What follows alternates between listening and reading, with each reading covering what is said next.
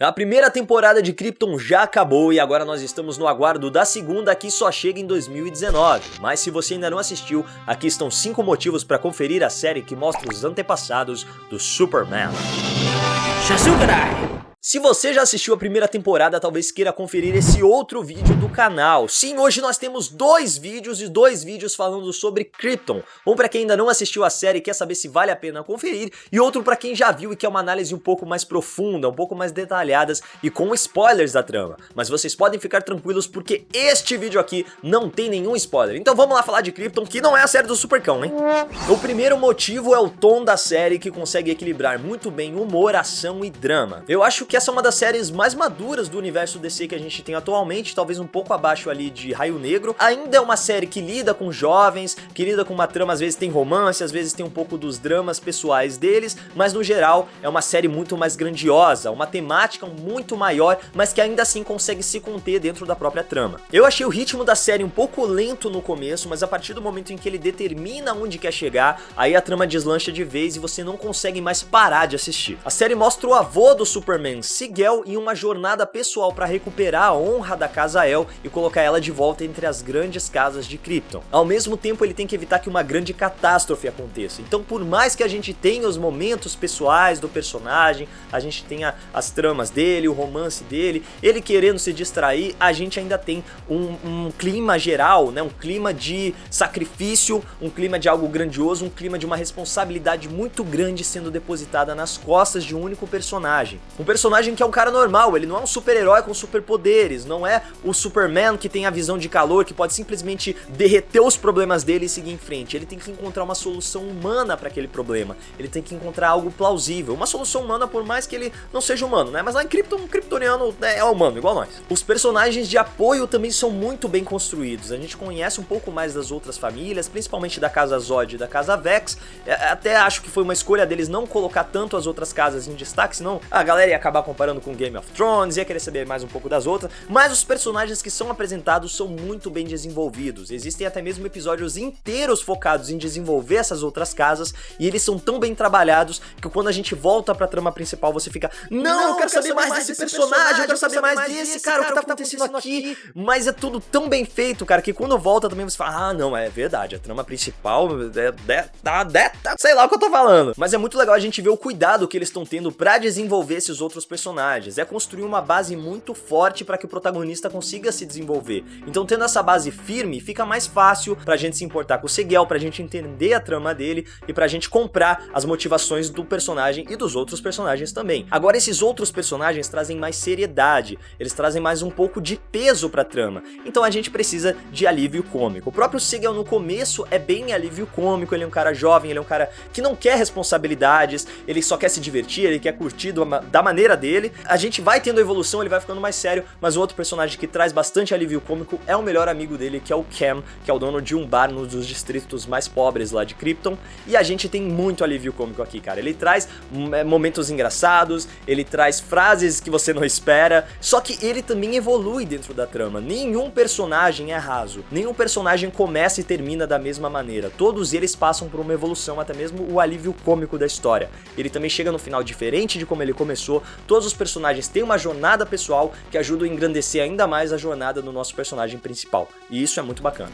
Outro ponto muito legal são as reviravoltas que a gente tem ao longo da série. Logo no primeiro episódio, a gente tem um momento que muda completamente o jogo, que faz você pensar, peraí, as coisas estavam acontecendo desse jeito, eu achei que ia ser assim até o final, e logo no começo, logo no primeiro episódio, um personagem que aparece muda completamente a cena. Então a gente tem diversos momentos em que a gente perde o chão, basicamente. E isso acontece várias vezes, basicamente no final de todo episódio. Aí você fala, não, mas isso é estrutura de série. Toda série termina, todo episódio termina com um gancho pro próximo. Mas esse gancho é diferente, cara, porque ele muda completamente o jogo. Não é algo que simplesmente vai te deixar, agora eu preciso ver o próximo episódio. É algo que vinha sendo construído e no último momento do episódio é desconstruído, você fala, pera, Então tudo que eu tava pensando até agora tá errado. Então esse personagem que apareceu mudou completamente a cena, mudou completamente o jogo, e a partir de agora a gente vai ter novas regras, a partir de agora as coisas vão mudar. Então o modo como isso é trabalhado, como isso é colocado no roteiro é muito legal.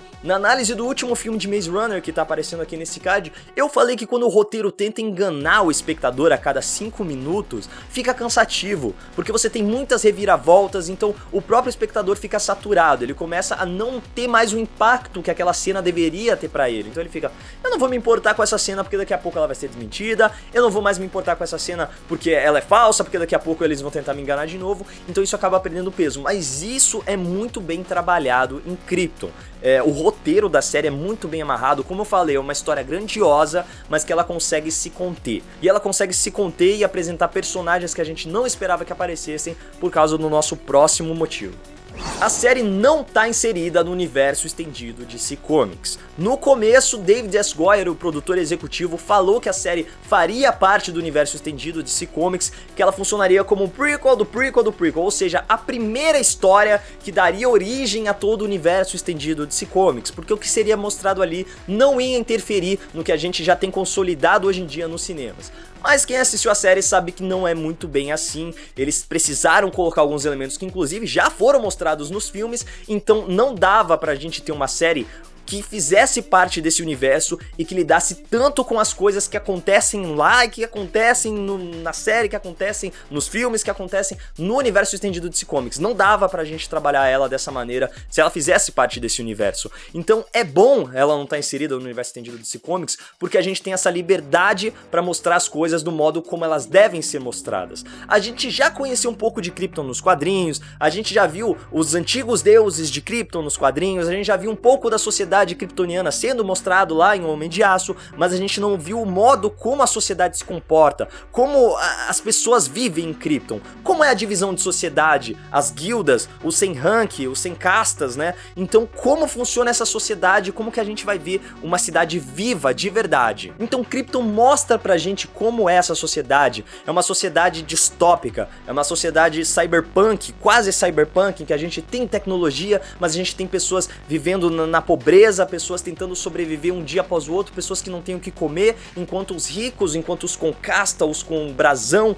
estão lá no alto, eles nem se importam com que a vida acontece, como a vida acontece lá embaixo. Então é bacana a gente ver essa distinção e essa liberdade de poder trabalhar com personagens a hora que eles quiserem, de poder trazer personagens que você não esperava ver ali, é bem bacana. Então é o que eu falei, que junta um pouco das coisas de ser uma série que te surpreende a todo momento e ainda mais trazer esses personagens que ela não poderia trazer se ela fizesse parte do universo estendido de DC Comics. Então se prepara aí pra surpresa, pra personagens que você não esperaria ver e pra plots que você não esperaria ver. O quarto motivo pra você assistir Krypton são as referências, cara. Então a gente tem referência tanto dos quadrinhos, tanto dos filmes, quanto das séries, quanto de momentos clássicos do Superman são mostrados aqui. Momentos, inimigos, referências muito clássicas do Superman, os fãs vão conseguir pegar. Se você é um leitor dos quadrinhos, você vai pegar diversas referências. Eles usam muitos elementos dos quadrinhos pra desenvolver personagens. Então um personagem que apareceu algumas vezes lá nos quadrinhos, ele tá aqui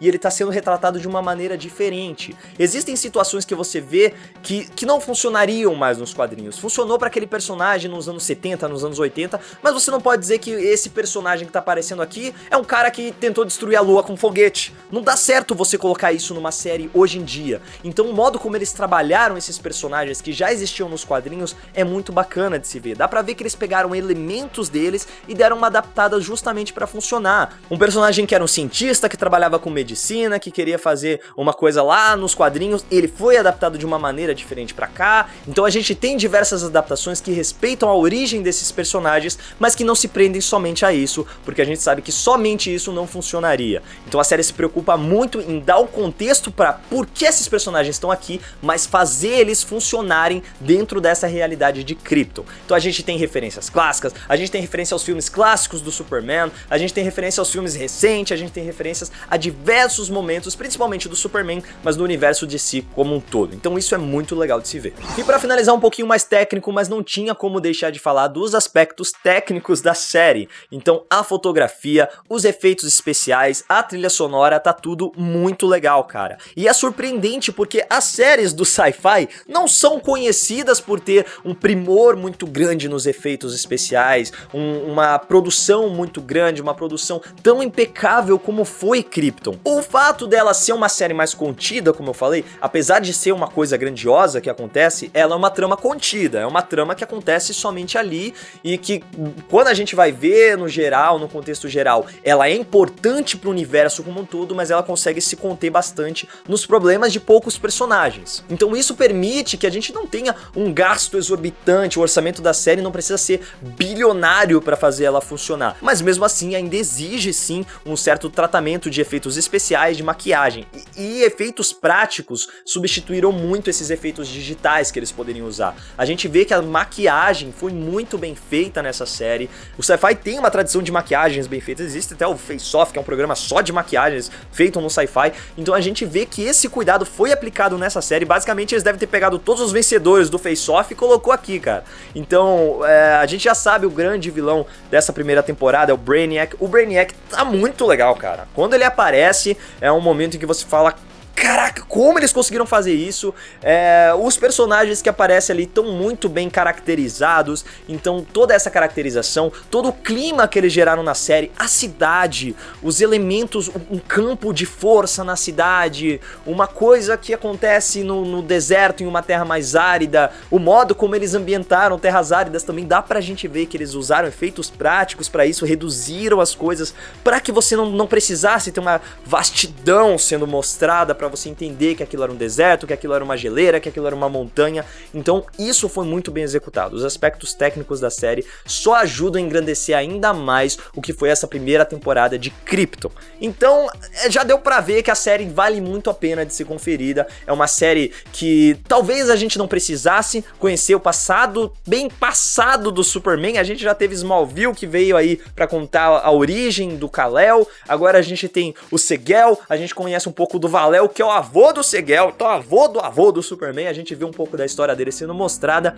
então talvez a gente não precisasse, mas eles construíram isso de uma maneira tão boa que você começa pensando: por que eu vou assistir uma série do avô do Superman? Quando acabar a primeira temporada você tá assim: eu quero mais, eu preciso conhecer mais do avô do Superman. Eu mencionei Smallville e é bem bacana porque em alguns momentos assistindo Krypton eu consegui ter a mesma sensação que eu tinha assistido Smallville. Por mais que hoje em dia existam os críticos aí que falam: meu Deus, Smallville era ruim demais, não sei o que. Pode até ser, cara, mas na época, domingo de manhã, você tava esperando ouvir o Somebody Save Me. Você só queria esperar as novas aventuras do Superboy ali.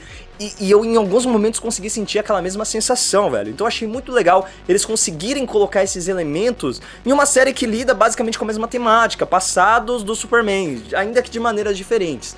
Isso também é bem bacana porque desde o Segel a gente consegue sentir características do Superman lá naquele personagem, lá naquela família. Então o brasão El é mostrado como realmente um símbolo de esperança, um símbolo de que enquanto vai existir um El, vai existir esperança. Então fica aí a esperança de que você assista essa série, de que você se inscreva no canal, deixe o like e comente aí embaixo o que você quer ver nos próximos vídeos. É isso, Legionários, e que a força esteja com vocês. Ao mesmo tempo ele tem que evitar que uma e avião fela da gaguejei e fiquei bem louco. Então